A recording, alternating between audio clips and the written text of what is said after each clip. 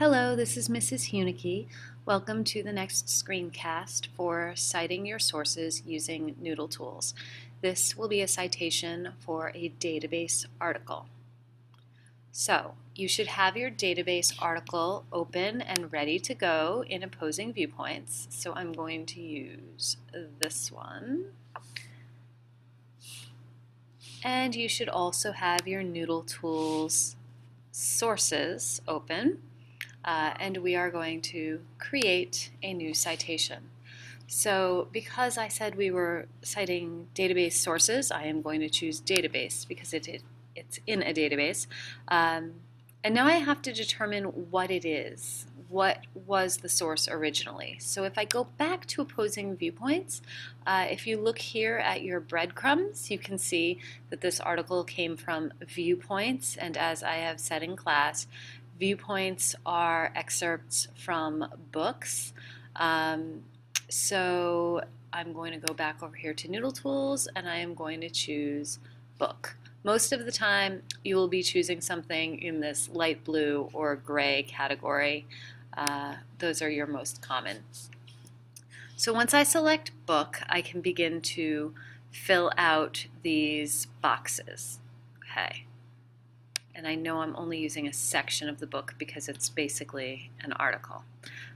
Headed back over here to opposing viewpoints. If we click on under tools, these citation tools, you will see that it gives you an MLA 8th edition citation. This particular citation is not completely right, or at least it's a little more involved than you need for a high school class. We can get into primary, secondary, and tertiary sources, but suffice it to say, sometimes these are more involved than you need. So to export it to NoodleTools or just copy and paste it is not the best option. So what we're going to do is use all of these elements and copy and paste them into NoodleTools so that the citation looks a bit better. So let's go into NoodleTools.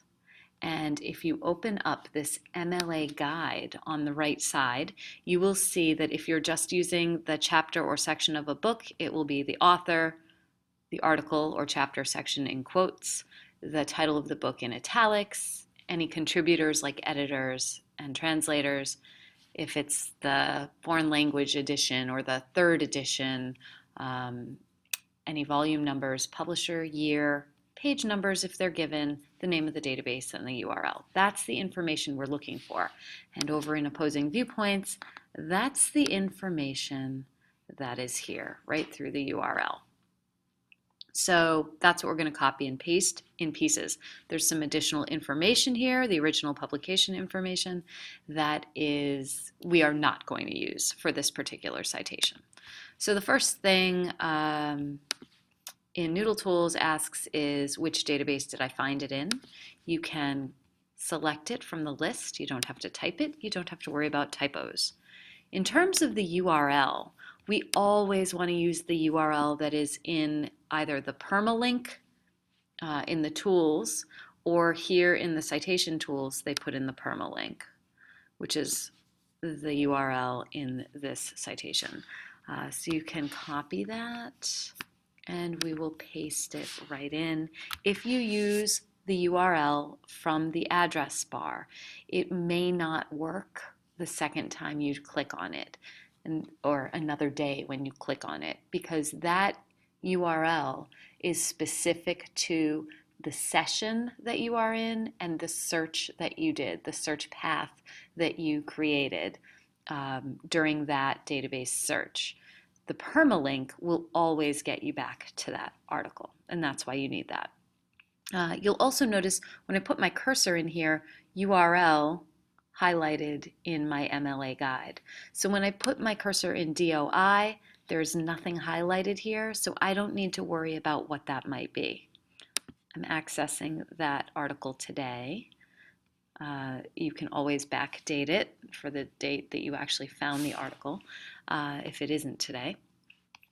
Then you have your authors and your section title, which is your article title. So looking at mine, It looks like I have an author named Pat Scales because the author's name always comes first. I'm going to paste that in. Make sure I select the role of author. And we don't need any punctuation. We just have to put things in the right box. So Pat being the first name, Scales being the last name, no punctuation. It's just a regular old section of the book. Also, if I put my cursor in there, nothing highlights. So I'm just going to go with the section title, that thing in quotation marks that comes after the author's name. And again, I don't need any punctuation. I just highlight the title itself and paste it in. Usually, if there is a little triangle here with caution symbol and you click on it, it will tell you if you need to adjust your capitalization. Page numbers. Most of the time for an article that you find in a database, there will not be page numbers. And I don't see anything here that looks like page numbers at all.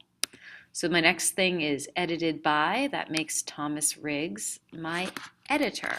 And he's the editor of that whole book, Book Banning. So my role for the whole book, editor, Thomas being the first name, Riggs being the last name, and the title of the book in italics, following the article title, in italics, following the article title, is Book Banning. I don't believe it's in a multi-volume work, but even when I put my cursor in there, there's nothing there highlighted, so I don't need it. And when I come back over here, I've got Book Banning, I've got Thomas Riggs. The only two things I have left, well, I also have Ad Issue, but Greenhaven Press and 2012. So I'm going to copy those, and the publisher comes right before the year. So that means Greenhaven Press is my publisher, 2012 is my year, getting rid of the punctuation mark. I don't need the city because there is no city in mine up here. And At Issue is actually the series name. I happen to know that, but you'll notice that it does not appear anywhere here in the formatting guide, so I am not going to worry about it. You do not need to do an annotation. You are just going to click Save. And your citation is added just under or just in alphabetical order from your other sources. So here it is here with a hyperlink back to the original article. If you have any questions, as always, you can email me, swing by the library, sign up for a Pride block, or ask your teacher, and we are happy to help you as you learn to cite your sources. Thanks for watching.